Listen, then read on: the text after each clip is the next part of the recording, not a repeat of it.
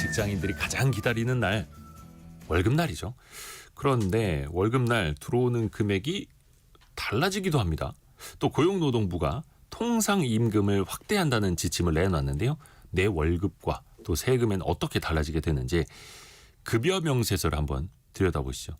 슬기로운 세무생활 누리세무그룹 김철훈 세무사와 함께합니다. 안녕하세요. 안녕하세요. 김철훈 세무사입니다. 일단은 이 통상임금이 어떻게 달라진다는 거예요? 네, 이제 노동자가 한 달에 며칠 일하겠다 또는 하루에 몇 시간 일하겠다 이렇게 사용자랑 미리 약속을 하는 거를 소정근로라고 하는데요. 네. 이 소정근로의 대가로 받은 임금이 바로 통상임금입니다. 쉽게 말해서 이제 근로자가 근무 시간에 계속 이제 근무함에 따라서 그리고 계속해서 꾸준히 받을 수 있는 기본적인 급여를 말을 하는 건데요. 네. 이게 통상임금인지 아닌지를 판단하는 게 맨 처음에 기존에는 4가지 기준이 있었는데 그 중에 하나인 고정성이라는 기준이 이제 빠지게 되었어요. 그래서 이젠 조금 더 넓게 통상임금에 해당하게 되었는데 아하. 이제 이 통상임금을 기준으로 해서 연장수당, 야간수당, 휴일 근로수당, 연차수당, 그리고 육아휴직과 출산 전유휴가, 심지어는 이제 해고 예고 수당까지도 다 줄 때는 이 통상임금을 기준으로 해서 계산을 하게 되었는데 이 때문에 이제 직원들은 각종 수당이라든지 아니면 퇴직금을 더 많이 받을 수 있게 되었습니다. 통상임금으로 이걸 이제 하나의 덩어리로 묶어서 치겠다. 예, 맞습니다. 그러면 보너스나 네. 휴가비나 이런 거 나오는 것도 통상임금으로 들어갑니까? 네, 이제 통상임금을 쉽게 예를 들어서 설명드리면은요, 보너스 그리고 근속수당 같은 거는 사전에 근로를 제공하기로 한 근로, 즉 소정 근로의 대가에 포함되기 때문에 통상임금에 해당이 됩니다. 그런데 이제 인센티브 같이 경영성과급 등은 이제 소정근로 대가가 아니기 때문에 통상임금에 해당되지 않고요. 네. 그리고 이제 명절 귀향비, 떡값이라고 하죠. 이런 거라든지 휴가비 이런 거는 소정 근로의 대가라고 한다면 통상임금이긴 하지만 아직까지는 다툼의 여지가 조금 남아있긴 합니다. 요것도 좀 헷갈리는 측면이 있네요. 소정근로의 대가가 아닌 것들, 대가로 맞습니다. 인정되는 것들이 좀 다른 거고 네. 인센티브는 통상임금에 해당되지 않는 거고요. 네. 휴가비, 명절 귀향비 요거는 아직까지 명확히 가르마가 타진 건 아니에요. 네, 맞습니다. 일단 통상임금 늘어나면 그게 나중에 이제 퇴직금으로 들어가는 금액도 같이 이제 높아지는 효과가 있잖아요. 네. 세금은 어떻게 됩니까? 세금은? 네, 쉽습니다. 통상임금이 늘어나게 되면은 내가 받게 될 수당도 많아지게 되는 거겠죠. 네. 그래서 따라서 이제 각종 수당 등이 올라서 내가 받는 게 많아진다. 월급이 많아지면 자동으로 세금도 많아지게 되는 거겠습니다. 예를 들어서 기본급이 200만 원에 연장 근로수당이 기본급의 1.5배라고 하면은 기본급이 20만 원 올라서 220만 원으로 되게 되면은 50만 원이었던 수당도요. 마찬가지로 55만 원으로 자동적으로 올라가게 됩니다. 그 월급이 오른 만큼 세금도 당연히 올라가게 되는 거죠. 소득세뿐만이 아니라 이제 건강보험료 같은 4대 보험료까지도 함께 올라가게 됩니다. 피할 수가 없네요. 또 월급 속 세금 따져볼까요? 네. 급여 나올 때 회사에서 이메일로 급여 명세서를 보내주기도 합니다. 네. 뭐부터 확인해 보면 좋을까요? 예, 이제 급여 명세서를 보면은요, 보통 이제 표로 나눠져서 왼쪽과 오른쪽으로 나눠지는데, 이제 왼쪽 부분에는 이제 회사가 나에게 주는 돈들과 왜 주는지 내역들이 쭉 적혀 있고요. 네.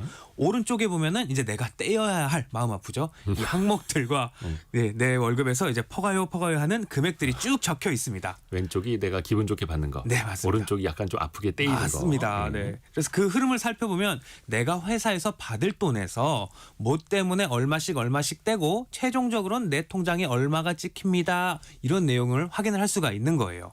그래서 쉽게 이야기해서 내가 받을 돈, 회사에서는 지급 항목이라고 이야기하고요. 네. 그리고 내가 떼일 돈, 내가 공제되어지는 공제 항목이라고 이렇게 나눠지게 됩니다. 그래서 급여 명세서를 받을 때는요, 지급 내역과 공제 내역을 꼼꼼히 살펴보는 게 중요합니다. 일단 회사에서 받는 돈, 그러니까 왼쪽 변에 있는 것들, 네.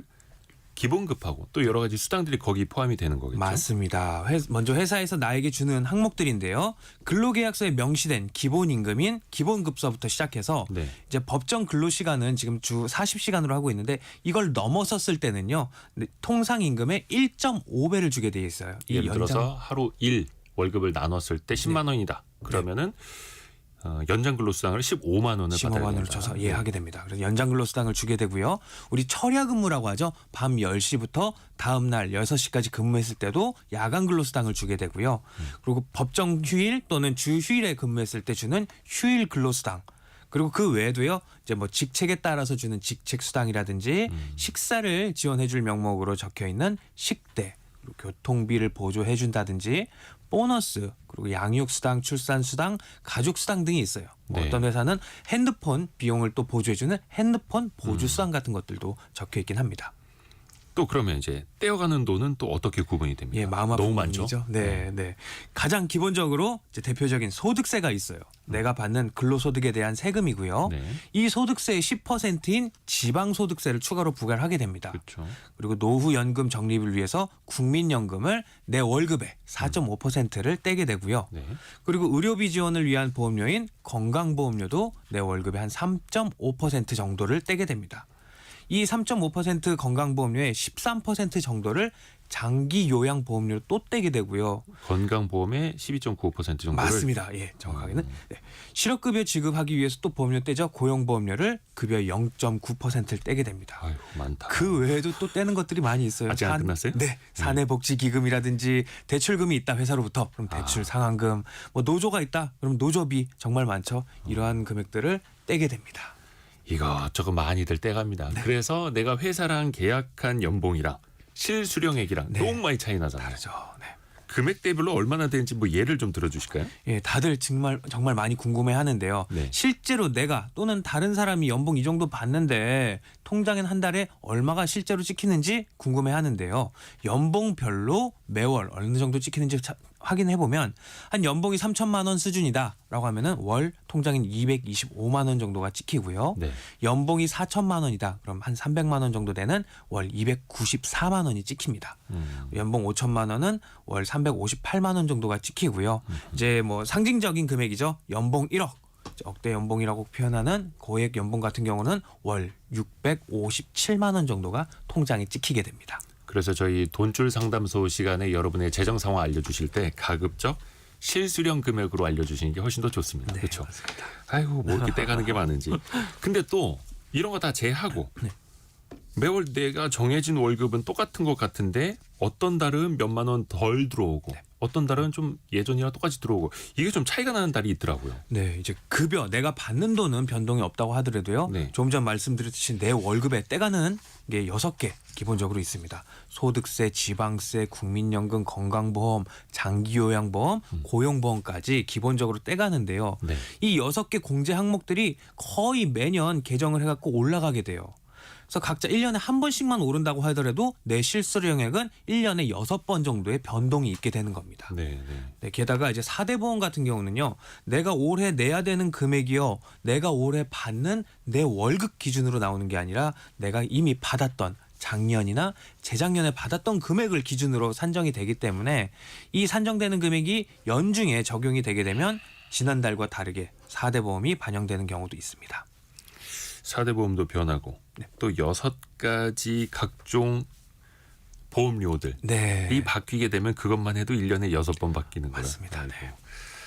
그 대표적으로 이제 소득세를 좀 어떻게 하면 줄일 수 있을까? 이거 회사에서도 월급 넣어줄 때 어떻게 좀 잘 구분을 하면 좀 세이브를 할 수가 있잖아요. 맞습니다. 꿀팁이 있는데요. 네. 비과세 항목을 잘 활용하는 게 가장 중요합니다.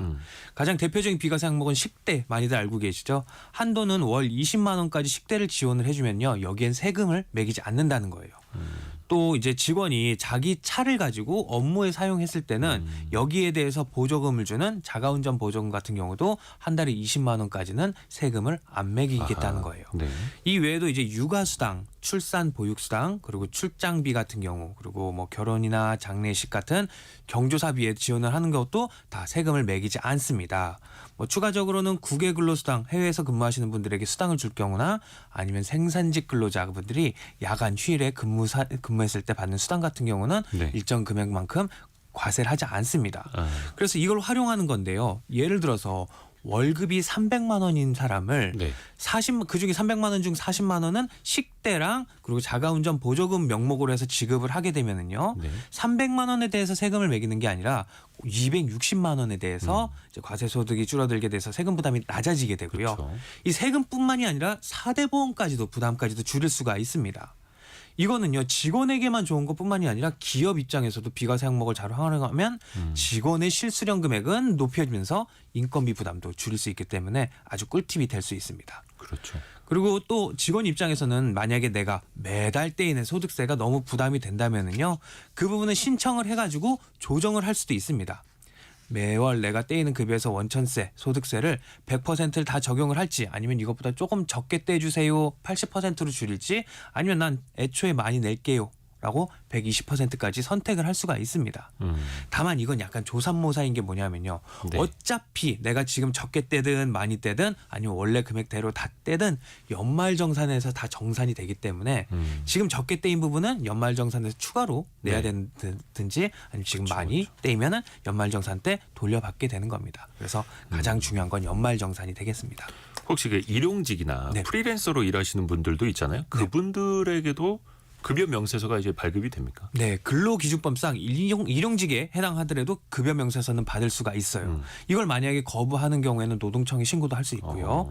이제 반면에 프리랜서 같은 경우는 그게 불가능해요. 프리랜서는 급여 명세서 대신에 사업소득 원천징수 영수증이라는 걸 받으면은 똑같은 효과가 나타날 수 있습니다. 프리랜서는 사업소득으로 치니까. 예, 맞습니다. 예. 급여 명세서는 이제 종이뿐만이 아니라요, 뭐 이메일, 문자, 심지어는 카카오톡까지 전자문서로 보내줘도 되고요.